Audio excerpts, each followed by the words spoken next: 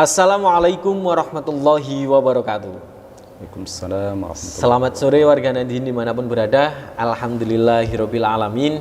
Di tanggal 27 Ramadan 1443 Hijriah, saya menyapa kembali warga Nadiin dimanapun berada, terkhusus di Kabupaten Mojokerto. Setelah 2 hari saya bersama Ustadz Nur Rahmat. Hari ini saya juga masih bersama beliau. Insya Allah akan membagikan berbagai macam informasi terkait dengan pertanyaan-pertanyaan yang sudah masuk di kanal YouTube TVNU Kabupaten Mojokerto dalam program Sowan Kiai. Nah, pada kesempatan hari ini yang akan kita bahas, Ustadz, pada kesempatan hari ini yakni mengenai tempat pelaksanaan sholat Idul Fitri. Kalau kemarin ada makmum masbuk sudah kita bahas, kemudian kita juga membahas tentang berbagai hal yang menjadi tanda tanya di sholat Idul Fitri. Kayak kemarin kalau Idul Fitri di hari Jumat, apakah sholat Jumatnya gugur? Nah, kemarin juga sudah kita bahas. Hari ini mengenai tempat sholat Idul Fitri. Seperti yang kita ketahui, Ustadz, di Indonesia ini terkhusus di Kabupaten Mojokerto, di tempat saya sendiri juga seperti itu. Ada beberapa warga Nadiin ini yang melaksanakan sholat Jumat di masjid, ada juga yang di lapangan atau tanah lapang. Nah, mungkin ada sejarah kenapa kok di tanah lapang, atau ada hukum tertentu apa diperbolehkan di tanah lapang, karena ada juga beberapa orang selain warga Nadiin ini mengatakan sebenarnya kalau di sholat itu yang baik itu tidak di masjid tapi di tanah lapang. Nah, apakah benar ini? Ini nanti yang akan saya tanyakan ke Ustadz Nur Rahmat. Mengatakan. Matur suwun Mas Hanif. Mudah-mudahan sehat selalu ya. Amin ya Allah, ya amin ya rabbal alamin. Ini datangnya nggak pernah bawa oleh-oleh tapi bawa pertanyaan saya ini. Ya, terima kasih atas pertanyaan yang disampaikan. Kenapa ada yang sholat di lapangan? Sholat Idul Fitri, sholat Idul Adha di lapangan. Karena Rasulullah pernah sholat Idul Fitri dan Idul Adha di lapangan. Sebagaimana hal itu diriwayatkan oleh Imam Al-Bukhari. Hadis juga Imam Muslim, ya. Ada hadis diriwayatkan oleh Imam Al-Bukhari, Imam Muslim, An-Nasa'i dan beberapa para perawi hadis yang lain bahwa Rasulullah itu memang pernah melakukan sholat Idul Fitri dan Idul Adha di lapangan, di tanah lapang. Di tanah lapang, tanah yang luas. Tanah yang luas. Nah, para ulama mazhab Syafi'i itu kemudian mengatakan begini, kenapa Rasulullah dulu kalau melakukan sholat Id itu di lapangan? Karena memang Masjid Nabawi ketika itu masih sempit. Jadi kalau dipaksakan sholat di Masjid Nabawi, maka akan terjadi desak-desakan ya. Padahal jumlah orang yang hadir pada pelaksanaan sholat Id itu biasanya sangat banyak ya. Biasanya sangat banyak. Yang makanya biasanya nggak ke masjid. Betul. Betul. Nah, kemudian makanya kemudian waktu itu diputuskan untuk melakukan sholat di tanah lapang, yang disebut dengan istilah al-musolla ya. Al-musolla itu artinya bukan musola yang pada masa sekarang, istilah pada masa sekarang. Ya, musolla artinya pada waktu itu adalah tanah lapang. Tempat yang digunakan. Nah, tapi Abu Hurairah meriwayatkan bahwa pernah terjadi hujan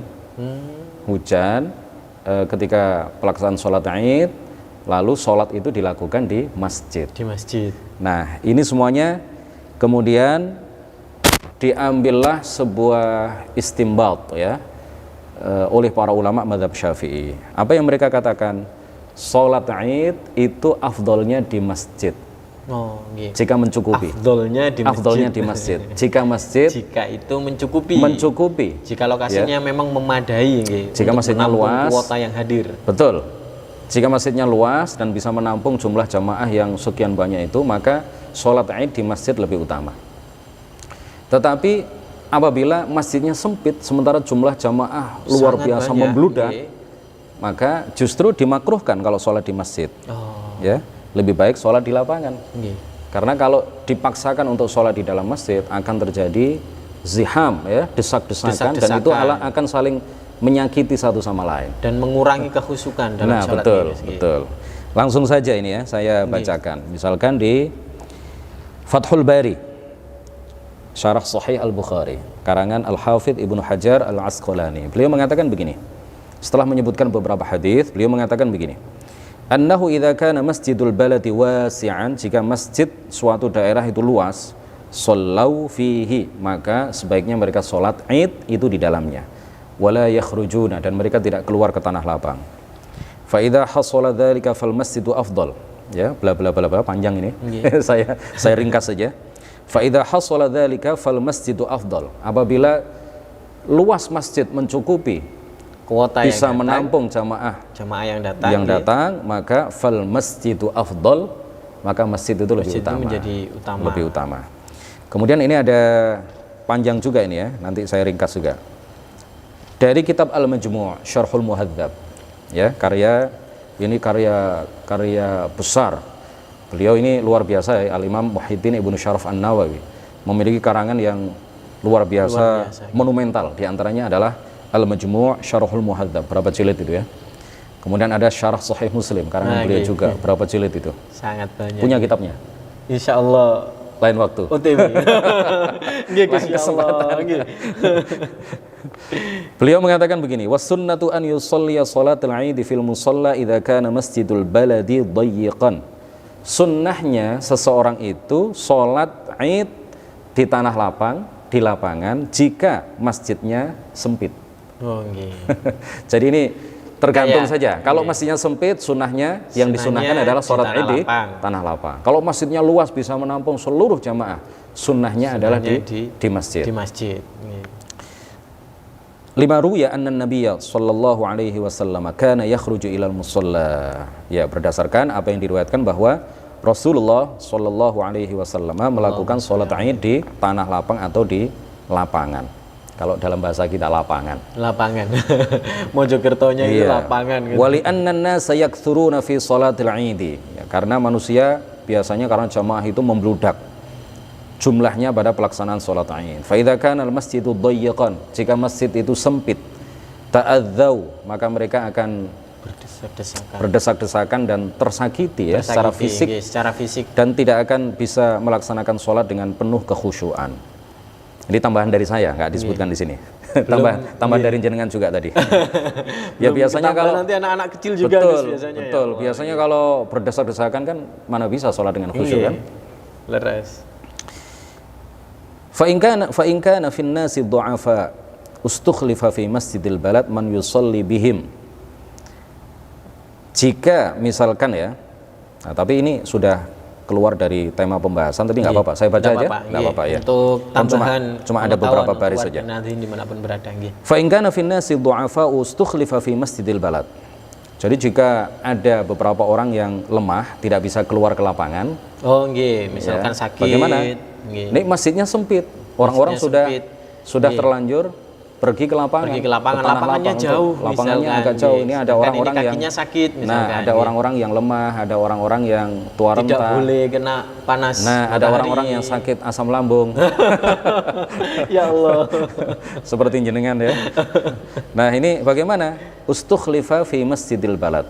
Jadi diperintahkan ya oleh penguasa, oleh khalifah ketika itu, atau oleh gubernur Madinah ketika itu misalkan, atau sekarang ya oleh siapalah penguasa daerah atau oleh pengurus NU setempat ya. Ustukhlifa fi masjidil balad. Ditunjuk satu orang untuk menjadi imam di masjid. Nah, yang lain keluar, yang lemah-lemah, yang tua renta, yang sakit dikumpulkan di masjid. Ada satu orang yang menjadi imam. Ada kekhususan berarti nggih, guys. Iya. Ustukhlifa fi masjidil baladi man yusalli bihim.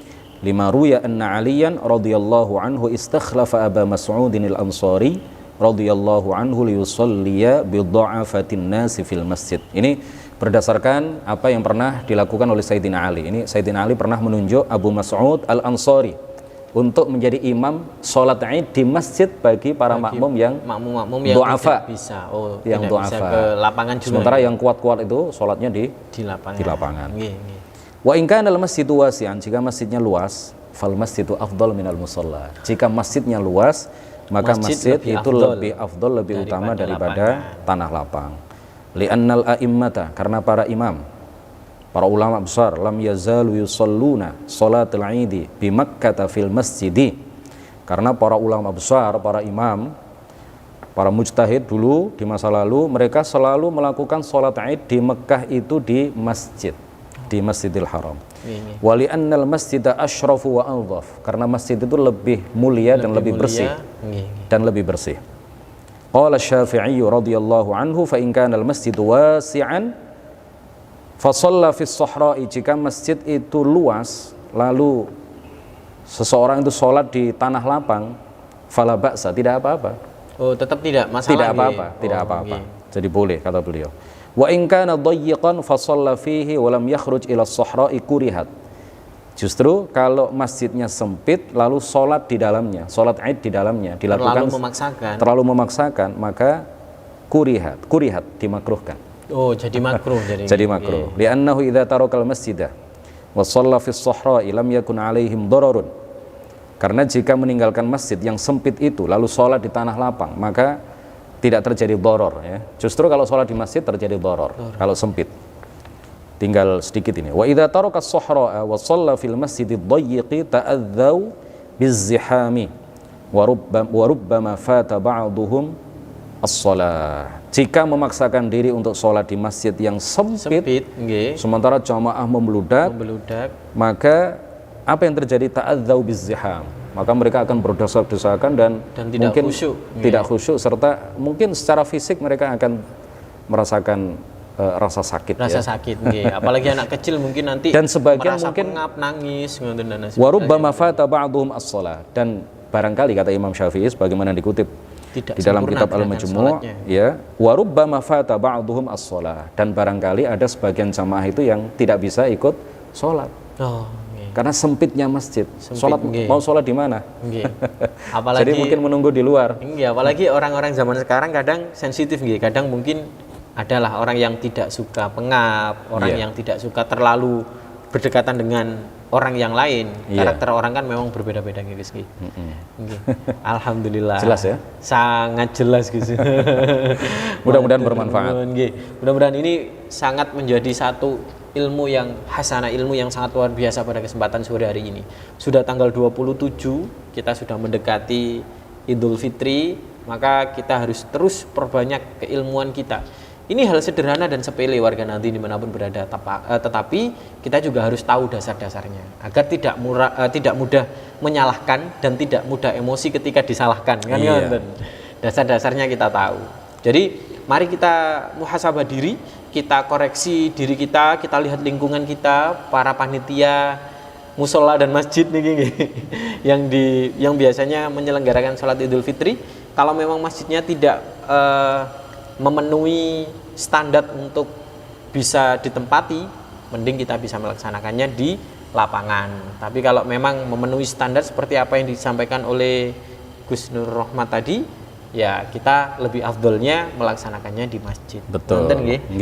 Terima kasih warga Nadien telah menyimak perbincangan kita pada kesempatan hari ini. Mudah-mudahan kita semuanya diberikan kesehatan, umur panjang yang barokah. Amin. Dan kita sampai di Idul Fitri 1443 Hijriah. Terima kasih, saya mohon pamit undur diri. Terus saksikan TVNU dan dukung kami, share, like, komen, dan subscribe. Mudah-mudahan dakwah-dakwah para kiai di Kabupaten Mojokerto ini menjadi dakwah digital yang barokah. Terus saksikan sowan kiai, sapa sing sowan insyaallah bakal sambung. Terima kasih. Wallahu muwaffiq ila aqwamit thoriq. Wassalamualaikum warahmatullahi wabarakatuh. Waalaikumsalam.